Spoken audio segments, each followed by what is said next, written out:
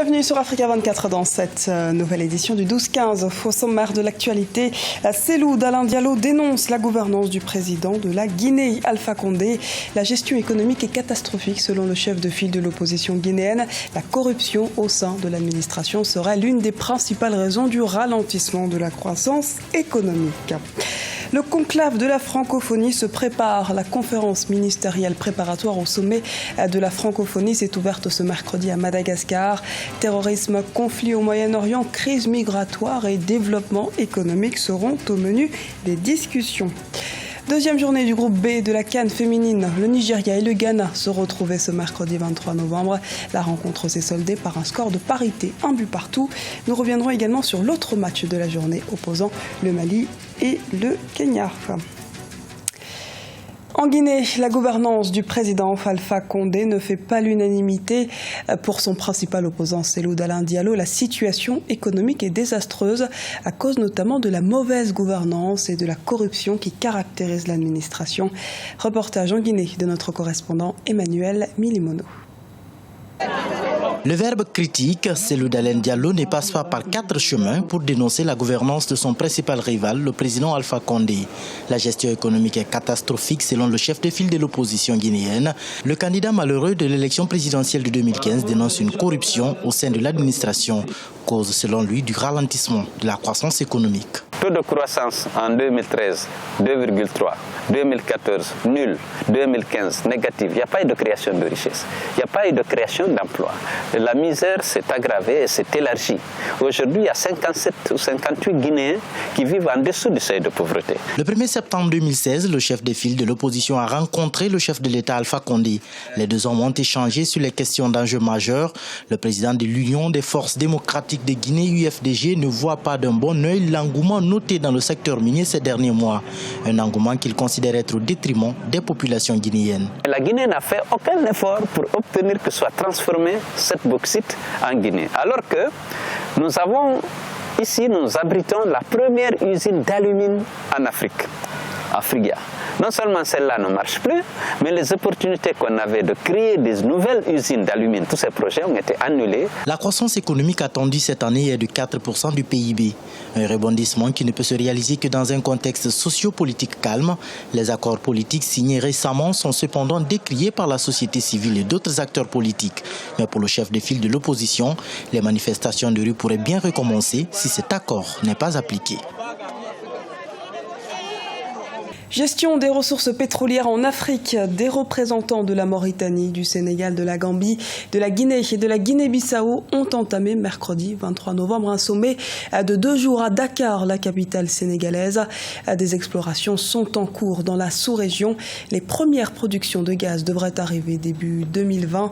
Selon la société américaine Cosmos, le gisement renferme des réserves estimées à 450 milliards de mètres cubes. Conférence ministérielle de la francophonie. Les 57 ministres de l'OIF tiennent une rencontre les 23 et 24 novembre 2016 à Madagascar. La promotion des droits de la femme, le développement durable et les projets de l'Organisation internationale de la francophonie sont au cœur de cette plénière. Reportage de notre envoyé spécial à Antananarivo, Oliva Diakotan. Commentaire Birama Saonera. Ils sont près de 60 diplomates et des ministres chargés de la promotion de la francophonie qui prennent part à cette 32e session de la conférence ministérielle qui s'est ouverte ce 23 novembre 2016 à Madagascar. La conférence ministérielle est l'un des 3 organes de décision de la francophonie. Durant cette réunion de 48 heures, de nombreuses questions seront discutées à huis clos. La formation professionnelle, les mariages forcés et précoces des enfants, l'économie bleue, qui touche également l'énergie propre, qui touche aussi les demandes d'adhésion de nouveaux membres. Évidemment, la conférence ministérielle va ensuite faire rapport au sommet. Madagascar a accueilli pour la première fois le sommet de la francophonie en 2005. Plus d'une décennie après, la Grande Île est encore l'hôte de cet événement. Et la francophonie promet d'investir 2,3 millions d'euros dans le pays sur 2 ans pour le développement socio-économique. C'est déjà quelque chose parce qu'il y a beaucoup de priorités, il y a beaucoup de travail sur quoi Madagascar doit faire face. Et quand on veut parler de priorité, je pense à l'éducation, la santé, la sécurité, les infrastructures pour le développement. La francophonie compte actuellement 57 pays membres et 23 observateurs. Des 174 millions de personnes font partie de cet espace dans le monde. Une trentaine de chefs d'État ont déjà confirmé leur présence pour le sommet de Madagascar, selon les organisateurs. Le Maroc innove. La ville de Marrakech a lancé un programme de partage de vélos écologiques. Le concept est une première en Afrique et dans le monde arabe. Composé de plus de 300 vélos et d'une dizaine de stations, les Medina Bike sont disponibles dans les lieux emblématiques de la ville, à l'instar de Koutoubia ou des jardins de Majorelle. Les précisions d'Ibrahima Adjoumaba. La ville de Marrakech retrouve le vélo. Ce moyen de transport traditionnel a été modernisé pour servir de moyen de locomotion en marge de la COP22. Au total, 320 bicyclettes ont été lancées par le programme de partage de vélos écologiques. 10 points de repère ont été désignés. Ces vélos sont en service 24 heures sur 24. Les Marocains s'en réjouissent. L'un des objectifs de ces vélos respectueux de l'environnement est de réduire le carbone. Il s'agit également de réduire la congestion car les gens peuvent utiliser ces vélos pour se déplacer facilement à l'intérieur de la ville. C'est bien connu que les habitants de Marrakech aiment les bicyclettes et les utilisent, surtout si l'on considère que la plupart d'entre eux ont un revenu modeste. Grâce à cette initiative, il est possible de réparer gratuitement un vélo du début à la fin. Le projet Medina Bikes a été conçu par l'Organisation des Nations Unies pour le développement industriel et soutenu par le gouvernement marocain. Un projet que l'exécutif compte élargir à d'autres villes du Maroc, comme Casablanca. La ville de Marrakech est l'une des premières villes à adopter cette initiative parce que le cyclisme fait partie de la culture de ses habitants. Deuxièmement, nous voulons voir ce projet dans toutes les villes marocaines parce que c'est une initiative qui crée des emplois et qui est accessible pour beaucoup de citoyens en raison de son coût très faible.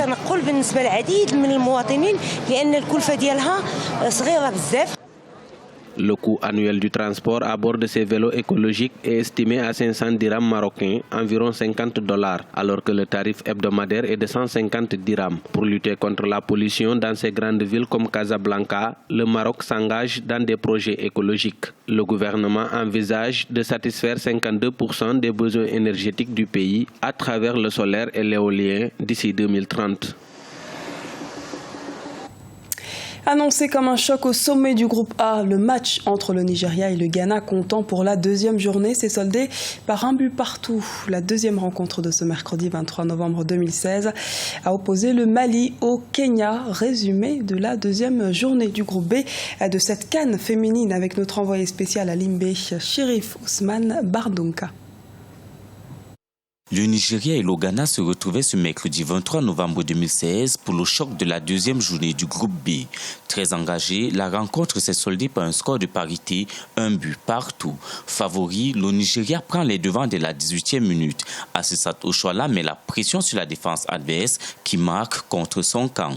Les Black Queens rétablissent la parité sur pénalty à la 43e minute suite à une faute sur Elisabeth Ado qui se rend justice et remet les compteurs à 0. Nous ne sommes pas heureux d'avoir fait ce match nul, mais c'est important de faire un match de parité quand ça permet d'évoluer. Les rencontres Nigeria-Ghana ne sont pas toujours évidentes. Dans un jeu, vous pouvez gagner, faire un nul ou perdre, mais c'est important de gagner ou de faire un nul. Après le lot de défaites face au Nigeria, les Aigles dames se sont bien reprises contre le Kenya.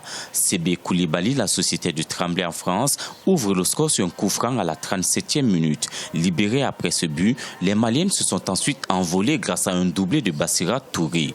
Le Kenya réduira le score pour l'honneur à la 77e minute. Une victoire qui permet aux Maliennes de se relancer. Donc nos jeux sont motivés. Maintenant, vous avez vu, l'autre jour, je vous ai dit, donc le deuxième match, ça sera une surprise. Donc jusqu'à présent, on va continuer sur ce chemin. Maintenant, le dernier mot, ça c'est le match sera joué à Yaoundé, Inch'Allah, s'il plaît à Dieu. On a quelques surprises encore. À l'issue de cette deuxième journée, le Ghana et le Nigeria conservent la première place avec 4 points chacun, suivi du Mali 3 points. Le Kenya avec 0 points est la première équipe à quitter la compétition. Rien cependant n'est joué dans ce groupe B. On connaîtra les 2 qualifiés après les 2 matchs de la 3e journée. Le samedi 26 novembre 2016 à 18h GMT, le Mali affrontera le Ghana au stade Amadou Ahidjo de Yaoundé. Au même moment, le Nigeria cherchera à arracher son ticket de qualification face au Kenya au Omnisport Stadium of Limbe. C'était le journal de la rédaction. Merci de nous avoir suivis. Retrouvez dans un instant une nouvelle édition de l'actualité sur Africa 24.